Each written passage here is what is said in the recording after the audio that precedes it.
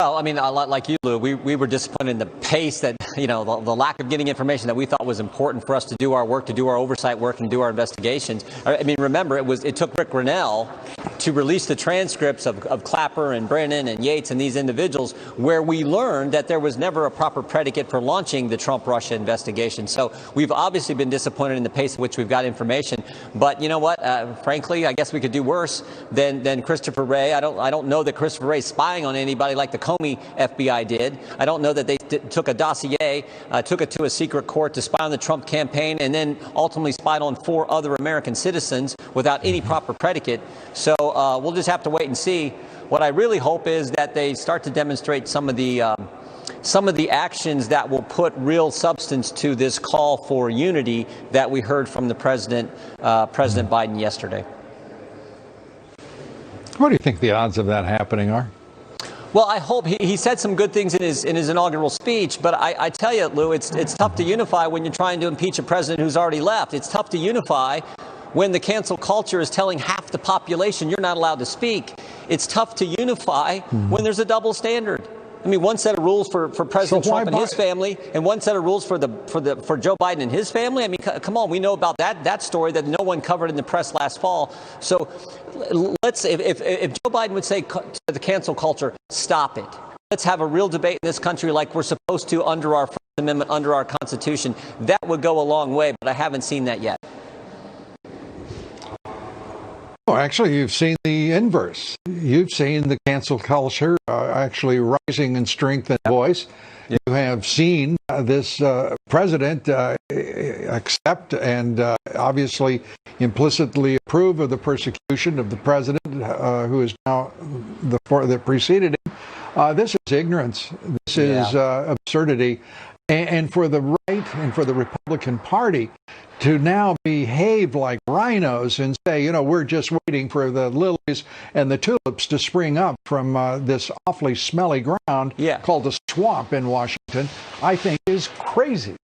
No, it's an obsession with the left and with the Democrats, Lou. Remember, they tried to remove President Trump from office before he got there. Now they're trying to remove him after he's left. I mean, it's unbelievable. And what he endured while he was here, and yet, in spite of all that, was able to get done all the things he said he was going to do for the American people. Did more of what he said he would do than any president in our lifetimes. So in spite of this relentless attack, and yet they started in July of 16, they continue now in January after he's left. It makes no sense other than they've been obsessed with it. As you said, this marks now the 6th year that they've been going after President Trump and his family. And it's wrong, and 75 million people know it's wrong. So if they really want to bring this country together, they should stop this impeachment, stop the trial that's supposed to take place in the Senate, stop it, and let's work on actually allowing debate to happen and doing the things that make our country this special place. Well, it certainly was a special place. It's getting special now for a lot of the wrong reasons. What is your reaction to the Chamber of Commerce? I'd just like to share a headline. One of the big benefactors of the Republican Party, corporate America, putting tens of millions of dollars in the coffers of the Republican Party and their campaigns. But here is the U.S. Chamber of Commerce. U.S. Chamber CEO encouraged by Biden's plans for immigration reforms. The changes proposed in President Biden's legislative plan would help many businesses meet their critical workforce needs. I have never seen a headline even remotely approaching that with any enthusiasm about the interest and the support for the American working man and their families. I also saw Kevin McCarthy reverse himself because he was threatened by the donor class, by the Chamber of Commerce, the Business Roundtable, the National Association of Manufacturers, and the usual suspects, defined the identity of the Republican Party for the last 20 years, certainly. Yeah. And he was sweating bullets as he stood there saying he believed in, with all his might, that President Trump provoked a mob when he knew there was no evidence of such, and that it was a damn lie. Yeah. I mean, look, this is why so many people so appreciate President Trump, because he fought for middle class and working class people. He fought for people like my dad, who was a former union worker at General Motors, has retired. People regular American families. And that's why 75 million people appreciate President Trump. And that's why his numbers amongst Republicans have not dropped one bit. So that's what we need to recognize. And think about this, Lou. We got now a wall around the Capitol to protect the politicians, but the wall on the southern border that's supposed to protect the people we represent, that's not going to continue. That shows the difference. Let's remember the middle class, working class, the American people who make this country a special place. That's what President Trump did, and that's why so many people so appreciate what he did. And you and I among.